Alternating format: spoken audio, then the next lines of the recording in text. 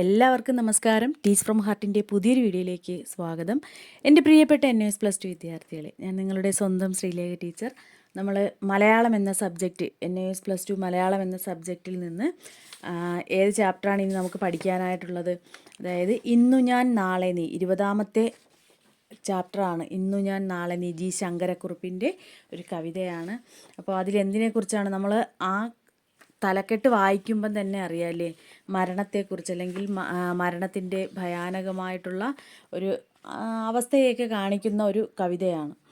നമ്മളാരും മരണത്തെക്കുറിച്ച് ഒരിക്കലും ചിന്തിക്കാറില്ല അല്ലേ. അപ്പോൾ പാവപ്പെട്ട ആളെന്നോ അല്ലെങ്കിൽ പാവപ്പെട്ടവനെന്നോ പണക്കാരനെന്നോ അടിമയോ അധികാരിയോ അങ്ങനെയുള്ള ഒരു വ്യത്യാസങ്ങളും ഇല്ലാതെ ഈ വ്യത്യാസങ്ങൾക്കെല്ലാം അതീതമായിട്ട് മരണം എല്ലാ മനുഷ്യരെയും തേടിയെത്തുന്നു എന്നൊരു സത്യമാണ് നമുക്ക് ഈ കവിതയിൽ നിന്ന് മനസ്സിലാക്കാനായിട്ട് സാധിക്കുന്നത് അല്ലേ. അതായത് മണ്ണിൽ നിന്നും സൃഷ്ടിക്കപ്പെട്ട മനുഷ്യൻ എങ്ങോട്ടേക്ക് തന്നെ മടങ്ങുന്നു, മണ്ണിലേക്ക് തന്നെ മടങ്ങുന്നു. അതിനെ ആർക്കും തടയാനാവുന്നതല്ല എന്നൊരു സന്ദേശമാണ് നമുക്ക് ഈ കവിതയിൽ നിന്ന് ലഭിക്കുന്നത്. ഇതിൽ പറയുന്നത് കവി എവിടെയാണ് ഒരു വഴിയോരത്ത് നിൽക്കുന്നതിനെക്കുറിച്ച്, അല്ലെങ്കിൽ എവിടെയാണ് തെരുവിലൊരു വഴിയിൽ നിൽക്കുന്നതിനെ കുറിച്ചൊക്കെയാണ് പറയുന്നത്. പിന്നെ നമുക്ക് കൂടുതൽ കാര്യങ്ങൾ കവിതയിലെ അതിൻ്റെ അർത്ഥം പറയുന്നതിലൂടെ നമുക്ക് കൂടുതലായിട്ട് മനസ്സിലാക്കാം. അപ്പോൾ നമ്മുടെ ചാനൽ ആദ്യമായിട്ട് കാണുന്നവരാണെങ്കിൽ സബ്സ്ക്രൈബ് ചെയ്യുക, സപ്പോർട്ട് ചെയ്യുക, നിങ്ങൾ നന്നായിട്ട് പഠിക്കുക. ഓക്കെ, നമ്മൾ മലയാളം ഇനി ഒരു 3-4 ചാപ്റ്റർ കൂടി നമ്മൾ എന്ത് ചെയ്യാനുണ്ട്, വീഡിയോ ചെയ്യാനുണ്ട്. അത് നിങ്ങളുടെ എക്സാമിന് മുന്നേ ആയിട്ട് ഞാൻ എന്തായാലും ഉറപ്പായിട്ടും അതുകൂടി കംപ്ലീറ്റ് ചെയ്യുന്നതാണ്. ഓക്കെ, ഇതിൽ അനുഭവത്തെക്കുറിച്ച് കവി പറയുന്നുണ്ട്. എന്താണ് അനുഭവം? അതായത് ഓരോരുത്തരുടെയും ജീവിതത്തിലുണ്ടാകുന്ന അനുഭവങ്ങൾ എങ്ങനെയായിരിക്കും? വ്യത്യസ്തമായിരിക്കും അല്ലേ. അപ്പോൾ ഒരാളിനൊരു അനുഭവം ഉണ്ടാകുമ്പോൾ അത് ഏൽക്കാനിടയായ സമയം, സ്ഥലം, അവസ്ഥ ഇതിനെയൊക്കെ ആശ്രയിച്ചായിരിക്കും ആ അനുഭവത്തിൻ്റെ ആഘാതത്തിൻ്റെ ഏറ്റക്കുറച്ചിലെന്ന് പറയുന്നത്. ഓരോ അനുഭവങ്ങളും വ്യത്യസ്തവുമായിരിക്കും അല്ലേ. അതിൻ്റെ സമയവും വ്യാപ്തിയും അവസ്ഥയും ഒക്കെ അനുസരിച്ചായിരിക്കും അനുഭവത്തിൻ്റെ ഏറ്റക്കുറച്ചിലുകൾ ഉണ്ടാകുന്നത് എന്ന് കവി ഇതിൽ ഓർമ്മിപ്പിക്കുക കൂടി ചെയ്യുന്നു. അതായത് വൈകുന്നേരം അന്തിയാവുക എന്ന് പറഞ്ഞാൽ വൈകുന്നേരമാവുക അല്ലേ. അന്തിയാവുകയല്ലേ നിഴലുകൾക്ക് നീളം വയ്ക്കുന്നു. നമുക്കറിയാം സന്ധ്യ ആവുന്നതോടുകൂടി എന്ത് ചെയ്യുന്നു, നിഴലുകൾക്ക് നീളം വയ്ക്കുന്നതിനെക്കുറിച്ചും അതുപോലെ തന്നെ നിരത്തുവക്കത്തെന്ന് പറഞ്ഞാൽ വഴിയരികിലുള്ള മരത്തിൻ്റെ കറുത്ത നിഴൽ നീളം വയ്ക്കുന്നതായിട്ടൊക്കെ കവിക്ക് തോന്നുന്നു. അതായത് പെട്ടെന്ന് ഇതെല്ലാം കാണുമ്പോൾ ഒരു പ്രേതഭീതി ബാധിച്ചതുപോലെ ആയിരിക്കാം, അല്ലെങ്കിൽ അങ്ങനെ ചൂളിപ്പോകുന്നതിനെക്കുറിച്ചൊക്കെ കവി ഇതിൽ പറയുകയാണ് ചെയ്യുന്നത്. സന്ധ്യയ്ക്കുള്ള കാറ്റത്ത്, അന്തിക്കാറ്റെന്ന് പറയും, സന്ധ്യയ്ക്കുള്ള കാറ്റത്ത് കിടുകിടാ വിറച്ചുകൊണ്ടെന്നോണം ഉണക്ക ഇലകൾ താഴേക്ക് വീഴുന്നത്. അതുപോലെ അതിനെ എന്തിനോടാണ് ഉപമിച്ചിരിക്കുന്നത് കവി? ബോധം കെട്ട് വീഴുന്നതിനെയാണ്, അതിനോടുകൂടിയാണ് ഉപമിച്ചിരിക്കുന്നത്. അതായത് ഉണക്ക ഇലകൾ അന്തിക്കാറ്റത്ത് താഴേക്ക് വീഴുന്നതിനെ എന്തിനോടാണ് ഉപമിച്ചിരിക്കുന്നത്? ബോധം കെട്ട് വീഴുന്നതിനോടാണ് കവി ഉപമിക്കുന്നത്. കാറ്റെന്ന് പറയുന്നത് തുടർച്ചയായിട്ട് വീശുകയല്ല, പക്ഷേ ഇടയ്ക്ക് അനങ്ങാതെ കിടന്ന് ശ്വാസം വലിക്കുന്ന പാകത്തിലാണ്. ഇങ്ങനെ ഇടയ്ക്കിടയ്ക്ക് എന്ത് ചെയ്യുന്നു, കാറ്റ് വീശുന്നുണ്ട്. അതുകൊണ്ട് തന്നെ കാറ്റിന് എന്തോന്നാണ്, ഇടയ്ക്കിടയ്ക്കാണ് ഇങ്ങനെ കാറ്റ് ശ്വാസം മുട്ടുക എന്ന് പറഞ്ഞാൽ എന്താണ്, ശ്വാസം എടുക്കുന്നതിനോട് സാമ്യപ്പെടുത്തിയിരിക്കുന്നത്. അതുകൊണ്ട് തന്നെ ഏതിനോടാണ്, കാറ്റിന് മരണമടുത്തതായിട്ടാണ് കൽപ്പിക്കപ്പെടുന്നത്. നമുക്കറിയാം എന്താണ്, ശ്വാസം കിട്ടാതെ വരിക അല്ലെങ്കിൽ ഇടയ്ക്കിടയ്ക്ക് ശ്വാസം വലിക്കുക അങ്ങനെയൊക്കെ ഉള്ളത് മരണവുമായി ബന്ധപ്പെട്ട് പറയുന്നതാണ്. അപ്പോൾ കാറ്റിനെ അങ്ങനെയാണ് എന്ത് ചെയ്യുന്നത്, ഇവിടെ കൽപ്പിച്ചിരിക്കുന്നത്. പിന്നെന്താണ്, ശ്വാസം ആഞ്ഞു വലിക്കുക, ഇതൊക്കെ അവസാന ഘട്ടത്തിലെ വിഷമവും വിമ്മിഷ്ടവും ഒക്കെ സൂചിപ്പിക്കുന്ന കാര്യങ്ങളാണ്. ഇനി അതിനുശേഷം കവി കുറച്ച് ചിത്രങ്ങൾ കൂടി, മരണവുമായി ബന്ധപ്പെട്ട കുറച്ച് കാര്യങ്ങൾ കൂടി ഇതിൽ അവതരിപ്പിക്കുന്നുണ്ട്. എന്താണ്? ആകാശത്തിൽ അവിടെ തെളിയുന്ന നക്ഷത്രങ്ങൾ മനസ്സിലാക്കി വെക്കണം. ഇനി പറയുന്ന കാര്യങ്ങൾ വളരെ ഇമ്പോർട്ടൻ്റ് ആയിട്ടുള്ള കാര്യങ്ങളാണ്. അസ്തമിക്കുന്ന പകൽ, നിശബ്ദമായ ദിക്കുകൾ, വിഷാദത്തോടെ എന്നവണ്ണം കാണാവുന്ന സന്ധ്യ എല്ലാം ഈ ചിത്രത്തിലേക്ക് ഇണക്കിയിരിക്കുന്നു. അതായത് ആകാശത്തിൽ ഏതാനും നക്ഷത്രങ്ങളല്ലേ, കുറേ നക്ഷത്രങ്ങൾ, എവിടെയായിട്ട് തെളിയുന്ന നക്ഷത്രങ്ങൾ. അസ്തമിക്കുന്ന പകൽ, വൈകുന്നേരം നമ്മൾ നേരത്തെ പറഞ്ഞില്ലേ, അന്തിക്കാറ്റിൻ്റെയൊക്കെ കാര്യം പറഞ്ഞില്ലേ, അതുപോലെ അസ്തമിക്കുന്ന പകൽ, നിശബ്ദമായ ദിക്കുകൾ, 4 ദിക്കുകളെ ഇവിടെ പറയുന്നുണ്ട്. ദിക്കുകൾ വിഷാദത്തോടെയാണ് അങ്ങനെ വിഷാദത്തോടെ നോക്കിക്കാണാവുന്ന സന്ധ്യ എല്ലാം എന്താണ് ഈ കവിതയിൽ നന്നായിട്ടൊരു ചിത്രം പോലെ കോർത്തിണക്കിയിട്ടുണ്ട്. അപ്പോൾ ആകാശത്തെ ഇവിടെ സങ്കല്പിക്കുന്നത് ഒരു ശവപ്പെട്ടിയായിട്ടും നക്ഷത്രങ്ങളെ നക്ഷത്രങ്ങളെ കൊണ്ട് രത്നം പതിച്ച് പട്ടുതുണി കൊണ്ട് ആ പെട്ടി എന്ത് ചെയ്തിരിക്കുന്നു, അലങ്കരിച്ചിരിക്കുന്നു. അതായത് ശവപ്പെട്ടിയായിട്ട് ആകാശത്തെ സങ്കല്പിച്ചിരിക്കുന്നു. ആകാശത്തിൽ അങ്ങിങ്ങ് തിളങ്ങുന്ന നക്ഷത്രങ്ങളെന്ന് പറഞ്ഞില്ലേ, ആ നക്ഷത്രങ്ങളെ കൊണ്ട് രത്നം പതിച്ച പട്ടുതുണി കൊണ്ട് എന്ത് ചെയ്തിരിക്കുന്നു, ഈ ശവപ്പെട്ടി അലങ്കരിച്ചിരിക്കുന്നു. പിന്നാലെ വരാൻ പോകുന്ന ദൃശ്യത്തിന് മുൻകൂട്ടി ഒരുക്കം നടത്തുകയാണ് എന്ത് ചെയ്യുക, ഈ ചിത്രകൽപ്പനയുടെ അല്ലെങ്കിൽ ഇതിൻ്റെ ലക്ഷ്യമെന്ന് പറയുന്നത്. അതുകൊണ്ട് തന്നെ ശവപ്പെട്ടിയിൽ ഒരു മൃതശരീരമുണ്ട്. ആ മൃതശരീരം ചുമക്കാൻ, നമുക്കറിയാം ശവപ്പെട്ടിയിൽ മൃതശരീരം ഉണ്ടാവും, അത് ചുമക്കാനായിട്ട് ചില ആളുകളും ഉണ്ടാവും അല്ലേ. ഇവിടെ മൃതശരീരം എന്ന് പറയുന്നത് ആരാണ്, അസ്തമിച്ച പകലിൻ്റേതാണ്. ഇനി ഇത് ചുമക്കാൻ നിൽക്കുന്ന 4 പേരെന്ന് പറയുന്നത് ആരാണ്, 4 ദിക്കുകളെയാണ് സൂചിപ്പിക്കുന്നത്. ഒന്നുകൂടി പറഞ്ഞു തരാം. എന്താണ്, അതായത് ഒരു മരണത്തിൻ്റെ ഒരു ഭയാനകമായിട്ടുള്ളൊരു അവസ്ഥയാണ് ഇവിടെ പറയുന്നത്. ഇവിടെ ശവപ്പെട്ടിയായിട്ട് ആകാശത്തെയാണ് പറയുന്നത്. അപ്പോൾ ഓർത്ത് വയ്ക്കുക, ആകാശമാണ് ശവപ്പെട്ടി. ശവപ്പെട്ടിയുടെ ഉള്ളിലുള്ള മൃതശരീരം എന്ന് പറയുന്നത് അസ്തമിച്ച പകലിൻ്റേതാണ്. ഇനി ഈ ശവപ്പെട്ടി അലങ്കരിച്ചിരിക്കുന്നത് എന്തുകൊണ്ടാണ്, നക്ഷത്രങ്ങളെ കൊണ്ട് രത്നം പതിച്ച പട്ടുതുണി കൊണ്ടാണ് ഈ പെട്ടി അലങ്കരിച്ചിരിക്കുന്നത്. ആ പെട്ടിയെ ചുമക്കാൻ അല്ലെങ്കിൽ പെട്ടിയിലാക്കി ആ മൃതശരീരത്തെ വഹിക്കുന്നതിനുള്ള ചുമട്ടുകാർ അല്ലെങ്കിൽ ചുമക്കാനുള്ള ആളുകളെന്ന് പറയുന്നത് ദിക്കുകൾ, 4 ദിക്കുകളാണ്. ഇത്രയും ക്ലിയർ ആയാലും ഇത് ഇമ്പോർട്ടൻ്റ് ആണ്, ഓർത്ത് വയ്ക്കുക. അതുപോലെ തന്നെ എന്താണ്, ഇങ്ങനെയുള്ളൊരു സന്ദർഭത്തിൽ എന്തായിരിക്കും, അതിഭയങ്കരമായിട്ടുള്ള ആ നിമിഷത്തിൽ ഭയങ്കര നിശബ്ദതയായിരിക്കും അല്ലേ. ആ നിശബ്ദത സ്വാഭാവികമാണെന്ന് പറയപ്പെടുന്നു. ചിത്രത്തിലെ അവസാനത്തെ ഘടകം എന്ന് പറയുന്നത് അന്തിയിലെ നിശബ്ദതയാണ്. അന്തി എന്ന് പറയുമ്പോൾ പകൽ അസ്തമിക്കുന്ന ആ സന്ധ്യ സമയം, ആ സമയത്തുള്ള നിശബ്ദതയാണ്. അതിനെക്കുറിച്ച് പറയുന്നുണ്ട്. പകലിൽ നിന്ന് പിറക്കുന്നതായിട്ടാണ് ആരെ കാണുന്നത്, അന്തിയെ കാണുന്നത്. മനസ്സിലായാലും പകൽ അസ്തമിക്കുമ്പോൾ ആണ് എന്ത് വരുന്നത്, അന്തി, വൈകുന്നേരം സന്ധ്യ വരുന്നത്. അപ്പോൾ സന്ധ്യയെ ഇവിടെ കാണുന്നത് പകലിൽ നിന്ന് പിറക്കുന്നതായിട്ട് കാണുന്നു. അതായത് പകലിൻ്റെ മകളാണ് അന്തി. മനസ്സിലായല്ലോ, പകലിനെയാണ് ഇവിടെ മൃതശരീരമായിട്ട് കണക്കാക്കുന്നത്. ആ പകലിൻ്റെ മകളാണ് അന്തി അഥവാ സന്ധ്യ എന്ന് പറയുന്നത്.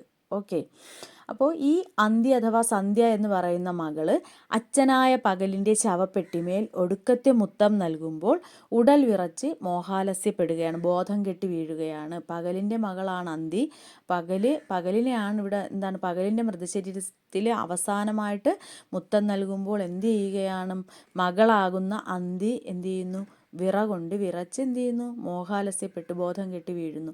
അപ്പോൾ ഇതോടെ നമുക്കിതിൽ നിന്ന് എന്താണ് മനസ്സിലാക്കുന്നത്, മരണം അല്ലേ, അത് ചുറ്റും നിറയ്ക്കുന്നൊരു മൗനമുണ്ട്. അപ്പോൾ ആ മൗനത്തെക്കുറിച്ചും ഏറ്റവും വേണ്ടപ്പെട്ട ബന്ധുക്കളുടെ അവരുടെ കരച്ചിൽ, അവരുടെ ബോധം കെടൽ, ഇതിനൊക്കെ ഇതിലെന്ത് ചെയ്യുന്നുണ്ട്, ചേർത്ത് വെച്ച് കവി പറയുന്നുണ്ട്. അപ്പോൾ ഈ അന്തരീക്ഷം കവിയെ വല്ലാതെ ഉലയ്ക്കുന്നുണ്ട് എന്നാണ് പറയുന്നത്. അപ്പോൾ കവി പറയുന്നതാണ്, അദ്ദേഹം നിൽക്കുന്നത് എവിടെയാണ്, എത്തും പിടിയും കിട്ടാത്ത പെരുവഴിയുടെ വക്കത്ത്. ഇവിടെ എന്തായിരിക്കും ഉദ്ദേശിക്കുന്ന, നമ്മുടെ ജീവിതത്തെയാണ് അല്ലേ. ജീവിതം എന്ന് പറയുന്നത് നമ്മൾ പെരുവഴി പോലെയാണ്. അപ്പോൾ കവി ഇവിടെ നിൽക്കുന്നത് എവിടെയായിട്ടാണ് പറയുന്നത്, പെരുവഴിയുടെ വക്കത്ത് ഒറ്റയ്ക്ക് നിൽക്കുന്നതായിട്ടാണ് പറയുന്നത്. എവിടെ ആരംഭിക്കുന്നു എന്നോ എവിടെ അവസാനിക്കുന്നു എന്നോ അറിയാൻ വയ്യാത്തതാണ് നമ്മൾ പെരുവഴി എന്നതുകൊണ്ട് ഉദ്ദേശിക്കുന്നതല്ലേ. ഒരാൾ പെരുവഴിയിൽ അകപ്പെട്ടു എന്ന് പറഞ്ഞാൽ അതിൻ്റെ അർത്ഥം എന്താണ്, അയാൾക്ക് എങ്ങോട്ട് പോകണമെന്നറിയില്ല അല്ലേ, എവിടെ ആരംഭിച്ചെന്നോ എങ്ങോട്ടാണ് അവസാനിപ്പിക്കേണ്ടതെന്നോ അറിയാത്തൊരു സ്ഥലമാണ് നമ്മൾ പെരുവഴി എന്നതുകൊണ്ട് ഉദ്ദേശിക്കുന്നത്. എങ്ങ് നിന്ന് വന്നു എങ്ങോട്ട് പോകുന്നു എന്ന് അറിയാനാവാത്ത അജ്ഞാതം എന്ന് പറഞ്ഞാൽ അറിയാൻ കഴിയാത്ത അല്ലേ, നമുക്കതിനെക്കുറിച്ച് അറിയാത്ത ഒരു പ്രതിഭാസമാണ് നമ്മുടെ ജീവിതം. അതുകൊണ്ട് തന്നെയാണ് ഇവിടെ എന്ത് പറയുന്നത്, കവി പെരുവഴിയിൽ അകപ്പെട്ടതിനെക്കുറിച്ച് പറയുന്നത്. സാധാരണ ആരും ഈ വശമൊന്നും ആലോചിക്കില്ല അല്ലേ. നമ്മളൊക്കെ ജീവിക്കുന്നു, നമ്മളെല്ലാവരും അങ്ങനെയാണ്. എല്ലാവരും അന്നത്തെ സുഖത്തിലും സന്തോഷത്തിലും വരാനിരിക്കുന്ന കാര്യങ്ങൾ സങ്കല്പിച്ചൊക്കെ നമ്മൾ ഒരുപാട് സ്വപ്നങ്ങളൊക്കെ നെയ്താണ് ജീവിക്കുന്നത്. പക്ഷേ എപ്പോഴാണ് ആരെയാണ് മരണം കവർന്നെടുക്കുന്നതെന്ന് നമുക്ക് ആർക്കും ചിന്തിക്കാൻ സാധിക്കില്ലല്ലേ. ഒരിക്കലും നമ്മൾ അതിനെക്കുറിച്ച് ആലോചിക്കാനും പോകുന്നില്ല, ആലോചിക്കാറുമില്ല. മനുഷ്യൻ്റെ ഓരോ അഹങ്കാരങ്ങളും അഹന്തകളും ഒക്കെ നമ്മൾ ഓർത്ത് കഴിയുമ്പോൾ നമുക്കറിയാം എന്താണ്, നേരത്തെ നമ്മൾ പറഞ്ഞതുപോലെ ആരെയും ഏത് നിമിഷവും എന്ത് ചെയ്യാം, മരണം വന്ന് പിടിക്കാം. അതിനെക്കുറിച്ചാണ് ഇതിൽ പറയുന്നത്. അപ്പോൾ ഇവിടെ പറയുന്നത് എന്താണ്? ഇപ്പോഴത്തെ മൂകത, അതായത് ആ മരണത്തെക്കുറിച്ച് പറയുമ്പോൾ അവിടുത്തെ മൂകത, അതിൽ നിന്നുണ്ടായ ഒരു ആലോചനയും ശക്തി പ്രാപിക്കാൻ പാകത്തിലാണ് പെട്ടെന്നൊരു ശബ്ദമുയർന്നത്. എന്തായിരുന്നു ആ ശബ്ദം? അടുത്ത പള്ളിയിൽ നിന്നുള്ള മണിമുഴക്കമായിരുന്നു അത്. മനസ്സിലായല്ലോ? അപ്പോൾ ആ മണിമുഴക്കത്തിൻ്റെ ആഘാതം ചുറ്റും നിശബ്ദമായിരിക്കുമ്പോൾ തൊട്ടടുത്ത പള്ളിയിൽ നിന്നൊരു മണിനാദം എന്ന് പറയുന്നത് എങ്ങനെയായിരിക്കും? അത് കനക്കുന്ന ഭയങ്കരമായിട്ടുള്ളൊരു ശബ്ദമായിരിക്കും. അപ്പോൾ വല്ലാത്ത മുഴങ്ങുന്ന ഈ ശബ്ദം, അതിനുശേഷം അത് പിന്നീട് കനം കൂടി വരുമല്ലേ ശബ്ദത്തിന്. കനക്കുന്ന നിശബ്ദതയെ എന്തു ചെയ്യും? വല്ലാത്ത ഒരു ഈ മണിയുടെ ശബ്ദം എന്ന് പറയുന്നത് വല്ലാത്തൊരു അനുഭവമായി മാറുന്നു. അപ്പോൾ കവിയിൽ ഇവിടെ എന്താണ് കാണിക്കുന്നത്? അദ്ദേഹത്തിൽ ഉത്കണ്ഠയും അസ്വാസ്ഥ്യവും ഒക്കെയാണ് ഈ പള്ളിമണിയുടെ ശബ്ദം ഉയർത്തുന്നത്. അതുകൊണ്ട് തന്നെ പള്ളിമണിയുടെ ശബ്ദത്തെ എന്തെന്നാണ്? ദീനം എന്ന് പറഞ്ഞാൽ എന്താണ്? ദയനീയമായത്, രോഗാവസ്ഥ എന്നൊക്കെയാണ്. ഇപ്പോൾ ഇവിടെ നമുക്ക് ദയനീയമായതെന്ന് പറയാം. അതുകൊണ്ട് തന്നെ മണിയുടെ ഒച്ചയെ എന്തായിട്ട് വിശേഷിപ്പിക്കുന്നു? ദയനീയമായിട്ടുള്ള കാര്യമായി കവി വിശേഷിപ്പിക്കുന്നു. പിന്നെ എന്തുകൂടി ഓർമ്മിപ്പിക്കുകയാണ്? 2000ഓളം വർഷം മുമ്പ് ക്രിസ്തുദേവൻ ആത്മബലിയിലൂടെ അനുഷ്ഠിച്ച ഗംഭീരമായ ത്യാഗത്തിൻ്റെ അടയാളം പോലെ എന്ത് കാണാം? എത്ര ദൂരത്ത് നിന്നിട്ടും അതാ പള്ളിയിലെ കുരിശ് കാണാമെന്നാണ്. ആ പള്ളിയിലെ കുരിശ് കാണുന്നു. ഇരുവശത്തേക്കും അശരണം എന്ന് പറഞ്ഞാൽ ആരും ശരണമില്ലാത്ത, ആലംബമില്ലാത്ത, അങ്ങനെ അശരണത്വത്തിൻ്റെ കൈകൾ നീട്ടി ഉയർന്ന മുഖം കൊണ്ട് ആ ത്യാഗത്തെ മൂകമായി വാഴ്ത്തുകയല്ലേ കുരിശ് എന്ന് കവിക്ക് തോന്നിപ്പോകുന്നു. അപ്പോൾ കുരിശിൽ ചുംബിക്കാനായി ആകാശത്തിൽ നിന്ന് താണെത്തുന്ന മാലാഖമാരായിരിക്കാം തൻ്റെ കണ്ണിൽപ്പെടുന്ന വെള്ളിമേഘങ്ങളെന്ന് കവി സങ്കല്പിക്കുന്നു. ഇതൊക്കെ ചോദ്യങ്ങളുടെ ഉത്തരങ്ങളാണ്. അപ്പോൾ കുരിശിൽ ചുംബിക്കാനായി, കുരിശിനെ എന്തായിട്ടാണ് കാണുന്നത്? അതായത് ത്യാഗത്തിൻ്റെ അടയാളമായിട്ടാണ് കാണുന്നത്. മനസ്സിലായില്ലേ? 2000ഓളം കൊല്ലം മുമ്പ് ക്രിസ്തുദേവൻ ആത്മബലി അനുഷ്ഠിച്ച ആത്മബലി അനുഷ്ഠിച്ച ഗംഭീരമായ ത്യാഗത്തിൻ്റെ അടയാളമായിട്ടാണ് കുരിശിനെ കാണുന്നത്. ഇനി ഈ കുരിശിനെ മുത്തുവാൻ, ഇതൊരു ചോദ്യമാണ്, കുരിശിനെ ചുംബിക്കുവാനായിട്ട് ആകാശത്തിൽ നിന്ന് താണെത്തുന്ന മാലാഖമാരെന്ന് പറയുന്നത് വെള്ളിമേഘങ്ങളാണ്. മനസ്സിലായല്ലോ? നമ്മൾ കുറേ കാര്യങ്ങൾ പഠിച്ചു. അതായത് ഇതിൽ ശവപ്പെട്ടിയായിട്ട് ആകാശത്തെ പറയുന്നുണ്ട്. മൃതശരീരം അസ്തമിച്ച പകലാണ്. ഇനി ഈ ശവപ്പെട്ടി അലങ്കരിച്ചിരിക്കുന്ന നക്ഷത്രങ്ങൾ നക്ഷത്രങ്ങളെ കൊണ്ട് രത്നം പതിച്ച പട്ടുതുണി കൊണ്ടാണ് ഈ ശവപ്പെട്ടി അലങ്കരിച്ചിരിക്കുന്നതെന്ന് പറയുന്നു. ആ പെട്ടി വഹിക്കുന്ന ആരാണ്? സന്നദ്ധരായി നിൽക്കുന്നത് ദിക്കുകളാണ്, 4 ദിക്കുകളാണ്. ഇനി ഈ മരിച്ച പകലില്ലേ, അസ്തമിച്ച പകല്, ആ പകലിൻ്റെ മകളായിട്ട് ഇവിടെ പറയുന്നത് സന്ധ്യയാണ് പറയുന്നത്.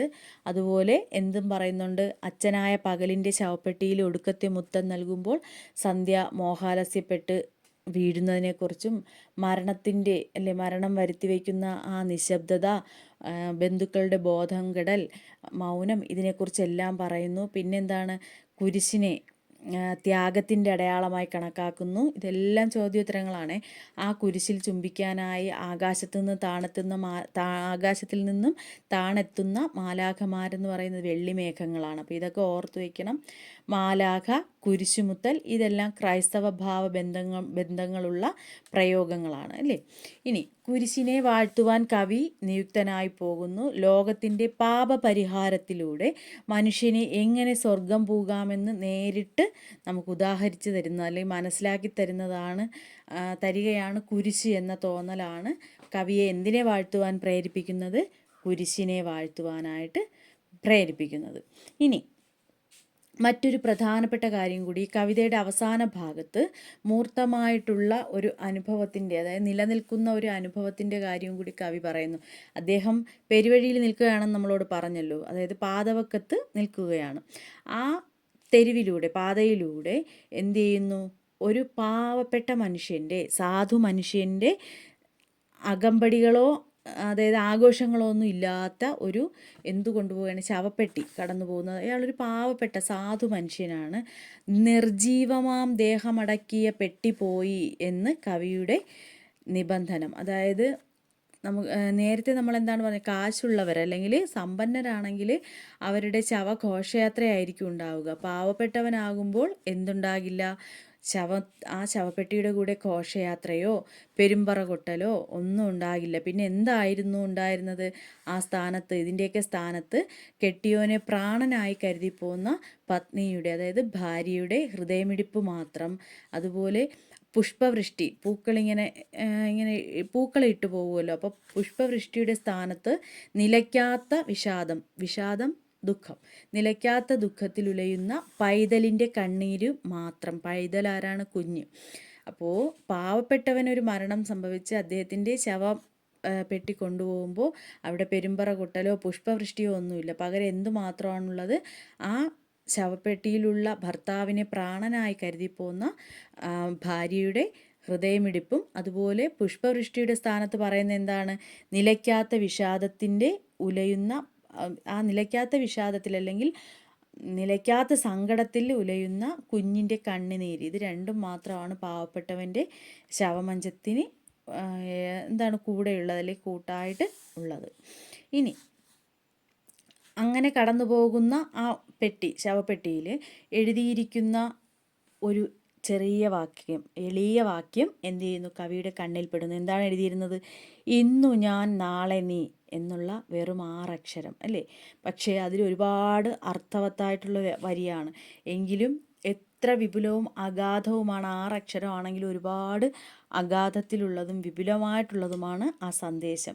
പാവപ്പെട്ടവനോ പണക്കാരനോ അടിമയോ അധികാരിയോ ആരോ ആയിക്കോട്ടെ, അങ്ങനെയുള്ള ഒരു വ്യത്യാസവുമില്ലാതെ എന്ത് ചെയ്യുന്നു? ഈ വ്യത്യാസങ്ങൾക്കൊക്കെ അതീതമായിട്ട് മരണം എന്ത് ചെയ്യുകയാണ്? എല്ലാ മനുഷ്യരെയും തുല്യമാക്കുന്നു അല്ലേ? അങ്ങനെ ഒരു പ്രതിഭാസം കൂടി നമ്മളെ ഭൂമിയിൽ ഇല്ലായിരുന്നെങ്കിൽ എന്തായിരുന്നതിനെ അവസ്ഥ അല്ലേ? അപ്പോൾ മരണത്തിന് അങ്ങനെ കാശുള്ളവനെന്നോ പാവപ്പെട്ടവനെന്നോ ഒന്നുമില്ല അല്ലേ? എല്ലാവരെയും എന്ത് ചെയ്യുന്നു? തുല്യനാക്കുന്നതാണ് മരണം. മരണത്തിൽ ഏറ്റവും വലിയ പ്രത്യേകത എന്താണ്? ഈ ഭൂമിയിലേക്ക് നമ്മൾ എങ്ങനെ വന്നോ അങ്ങനെ തന്നെ ആയിരിക്കും നമ്മൾ മടങ്ങിപ്പോകുന്നത് അല്ലേ? നമ്മൾ വെറും കൈയും വീശി വരുന്നു എന്ന് പറഞ്ഞാൽ ഒരു കയ്യിലൊന്നുമില്ലാതെ ജനിക്കുന്നു, ഒന്നുമില്ലാതെ നമ്മൾ തിരികെ പോവുകയും ചെയ്യുന്നു. അതാണ് ഇവിടെ ഓർമ്മിപ്പിക്കുന്നത്. മണ്ണിൽ നിന്ന് സൃഷ്ടിക്കപ്പെട്ട മനുഷ്യൻ മണ്ണിലേക്ക് തന്നെ മടങ്ങുന്നു. അത് എന്ത് ചെയ്യാൻ കഴിയില്ല? ഒരു മനുഷ്യനും തടയാൻ കഴിയുന്നതല്ല.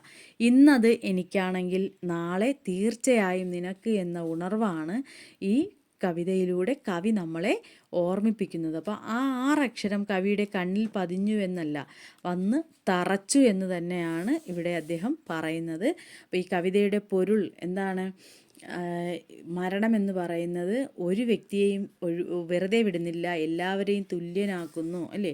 അല്ലെങ്കിൽ പ്രപഞ്ചവ്യാപിയാണ് അല്ലേ? അങ്ങനെ ഒരു പ്രപഞ്ചവ്യാപിയായിട്ടുള്ളതാണ് മരണം. അത് ഒരുപാട് പ്രാധാന്യം അർഹിക്കുന്നു എന്നുള്ളതാണ് ഈ കവിതയിലൂടെ നമുക്ക് മനസ്സിലാക്കി തരുന്നത്. അങ്ങനെ ഒരു നടുക്കത്തിൽ നിൽക്കുന്ന, ഇതെല്ലാം ആലോചിച്ച് നടുക്കി നിൽക്കുന്ന കവി ആകാശത്തിലേക്കൊന്ന് നോക്കിപ്പോകുന്നു. അപ്പോൾ ആകാശത്തെ നക്ഷത്രങ്ങളും നടുങ്ങുന്നതായി കവിക്ക് തോന്നുന്നു. ആ നടുക്കം ഇപ്പോഴും അവശേഷിക്കുന്നു. അങ്ങനെ അന്തരീക്ഷം, അനുഭവം എല്ലാം വഴി വ്യക്തിതലത്തിൽ നടുക്കം സൃഷ്ടിച്ച സമസ്തവും നശ്വരമാണല്ലോ എന്ന ഞെട്ടൽ. നശ്വരം എന്ന് പറഞ്ഞാൽ എന്താണ്? നശിച്ചു പോകുന്നത് അല്ലേ? എല്ലാം എന്ത് ചെയ്യുന്നതാണ്? നശിച്ചു പോകുന്നതാണ് എന്ന ഞെട്ടൽ വിശ്വവ്യാപകമായി വികസിപ്പിക്കുന്നു എന്നിടത്താണ്. വിശ്വവ്യാപകം നമ്മുടെ ലോകം മുഴുവനും വ്യാപിക്കുന്നു എന്നിടത്താണ് ഇന്നു ഞാൻ നാളെ നീ എന്ന കവിതയുടെ മഹത്വം. മനസ്സിലായല്ലോ? ഇത്രയുമാണ് ഇന്ന് ഞാൻ നാളെ നീ എന്ന കവിതയിൽ നിന്ന് നമുക്ക് മനസ്സിലാക്കാനുള്ള ആശയങ്ങളെന്ന് പറയുന്നത്. ഇതിൻ്റെ ഇടയ്ക്ക് ഞാൻ പറഞ്ഞു തന്നു ഏറ്റവും ഇമ്പോർട്ടൻ്റ് ആയിട്ടുള്ള ആ 1 വേർഡ് ചോദ്യങ്ങളൊക്കെ ചോദിക്കാൻ സാധ്യതയുള്ള കുറേ ചോദ്യങ്ങളും കൂടി ഉൾക്കൊള്ളിച്ചാണ് ഞാൻ പറഞ്ഞു തന്നത്. ഇനി നമുക്കിതിൻ്റെ ചോദ്യോത്തരങ്ങൾ തൊട്ടടുത്ത വീഡിയോയിൽ നോക്കാം. അപ്പോൾ എല്ലാവരും എന്ത് ചെയ്യുക? നന്നായിട്ട് പഠിക്കുക, എക്സാമിന് വേണ്ടി തയ്യാറെടുക്കുക. തൊട്ടടുത്ത വീഡിയോയിലൂടെ നമുക്ക് വീണ്ടും കാണാം. Thank you. ഓക്കെ. അപ്പോൾ നിങ്ങൾ എന്ത് ചെയ്യുക? ആർക്കെങ്കിലും എഡ്യൂക്കേഷൻ്റെ അഡ്മിഷനോ ട്യൂഷനോ ഒക്കെ ആവശ്യമുണ്ടെങ്കിലും നമ്മളെ കോൺടാക്റ്റ് ചെയ്യുക. ഓക്കെ.